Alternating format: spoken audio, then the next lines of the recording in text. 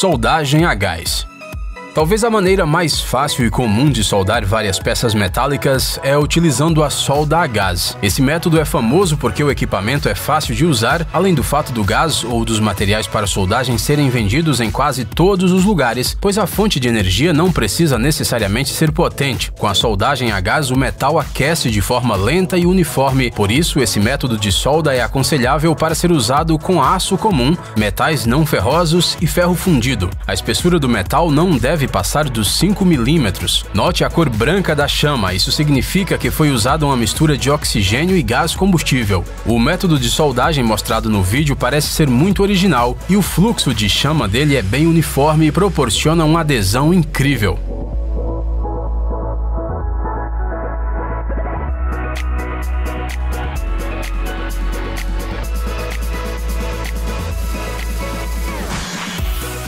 Soldagem por fricção. A soldagem por fricção é muito utilizada para soldar diferentes metais e termoplásticos nas indústrias aeroespaciais e automotivas. Esse tipo de soldagem por pressão que liga as duas superfícies metálicas ocorre porque as peças que estão em contato direto começam a se fundir. Neste caso, uma das peças que vai ser soldada gira ou se move em relação à outra. O atrito gerado por essa interação aquece a área de contato, resultando na soldagem direta. Todo o processo pode ser dividido em 3 etapas. Durante o primeiro atrito, as partículas de óxido na superfície que estão presentes no estado inicial são destruídas e removidas. Durante a segunda fase, o calor é liberado e, por causa disso, o material fica mais amolecido. Primeiro ocorre um contato temporário, que depois é interrompido. As peças são prensadas com pressão constante ou crescente e é por isso que o metal mais derretido fica para fora da junção. Já a terceira e última etapa é a chamada de fim do atrito, pois ela termina com a finalização da junção.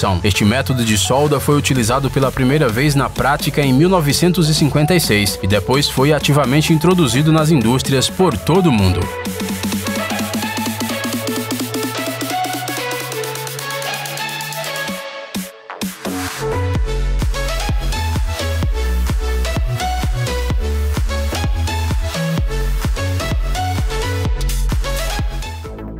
Soldagem hiperbárica.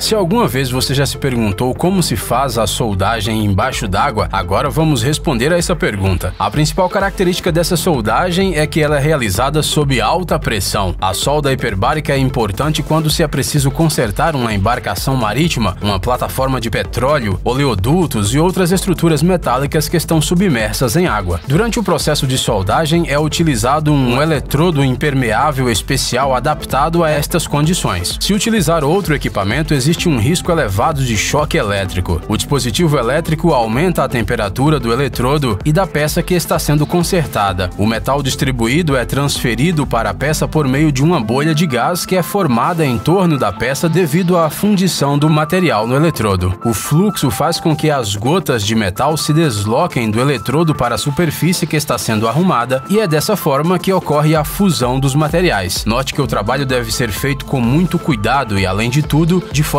rápida, pois o resfriamento da solda em água é quase instantâneo.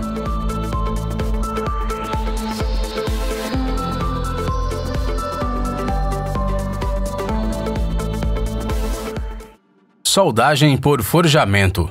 Esse é o primeiro processo da história da tecnologia através do qual as pessoas obtiveram soldagens metálicas inquebráveis. Estudos de peças metálicas antigas mostraram que as pessoas começaram a usar a forja há 4 ou 3 milênios AC. A soldagem moderna por forjamento, na maioria dos casos, é realizada com a ajuda de martelos e prensas hidráulicas. As vantagens desse tipo de soldagem são poucas. Pode parecer que o processo é bastante simples. As peças metálicas são aquecidas até ficarem moles. Depois, os metais são sobrepostos para que sejam unidos pela força do impacto de outras ferramentas. No entanto, o processo só parece ser fácil, porque de fato somente um ferreiro com muito conhecimento, experiência e alta qualificação consegue fazer esse trabalho. Outras desvantagens deste tipo incluem a baixa produtividade e uma solda não muito firme. Devido a essas características, a soldagem por forjamento pode ser realizada com um número limitado de metais. Hoje, esse método é usado principalmente em áreas áreas em que peças defeituosas de máquinas e equipamentos precisam ser consertadas. Note que elas devem ser feitas de aço inoxidável com baixo teor de carbono, cujo teor não deve exceder a 0,3%. Caso contrário, a potência de fundição metálica desse tipo de soldagem é drasticamente reduzida.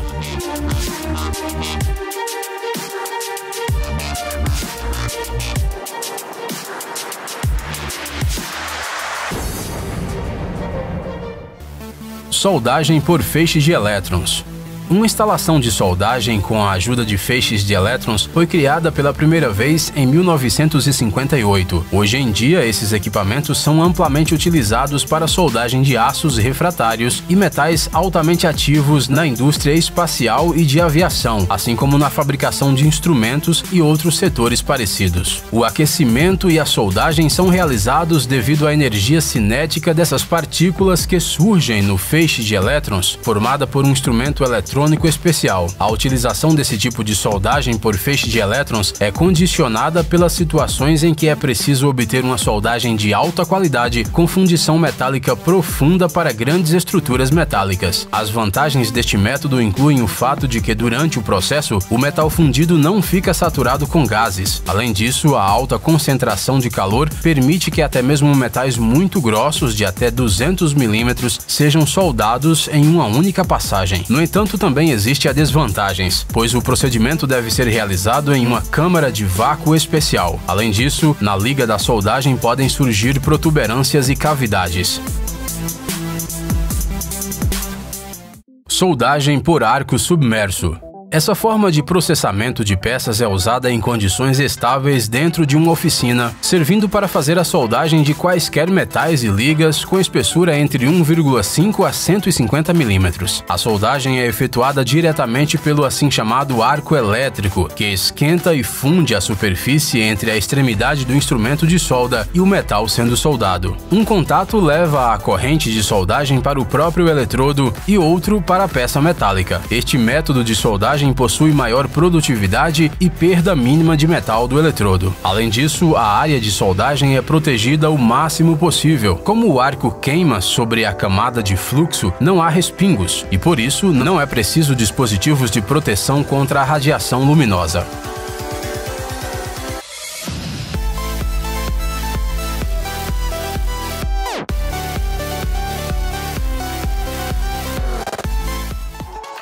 Soldagem a laser. Na maioria das vezes, é escolhida a soldagem a laser para fundir peças de tecnologias radioeletrônicas, feitas de metais dos mesmos metais ou diferentes. Como você deve ter percebido, esse método age como fonte de energia. Ele foi utilizado pela primeira vez na década de 60 do século XX, quando surgiram os primeiros sistemas a laser contínuo e pulsado. O processo de soldagem é bastante simples. A radiação laser é direcionada para o sistema de focalização, onde é transformada em um feixe de seção transversal menor, caindo sobre as peças que estão sendo soldadas. Parcialmente refletido, o raio laser penetra no material. O metal então o absorve, ficando mais quente e consequentemente derretendo-se. É assim que se forma a solda. Note que este método de soldagem é muito mais ecológico se comparado com o tradicional.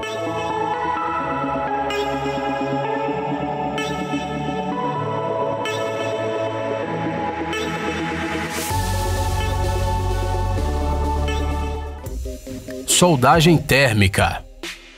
A mistura em pó, composta por óxido de ferro e alumínio metálico ou magnésio, é chamado de térmita. Quando esse pó é usado para aquecer metal, significa que a soldagem térmica foi escolhida para o processamento da superfície. A térmita à base de alumínio é utilizada quando é preciso soldar peças de aço e ferro fundido. Na maioria das vezes, elas são usadas para processar juntas de trilhos e tubos, soldar rachaduras, assim como fazer revestimentos. As peças que serão unidas são moldadas com material refratário e depois aquecidas. A térmita fundida é queimada e depois despejada sobre o local de soldagem. Dessa forma, o ferro líquido que é formado no processo é fundido com o material principal, soldando-se com uma forte ligação. A térmita à base de magnésio é usada para consertar fios de telefone e telégrafo, além de vários tipos de cabos.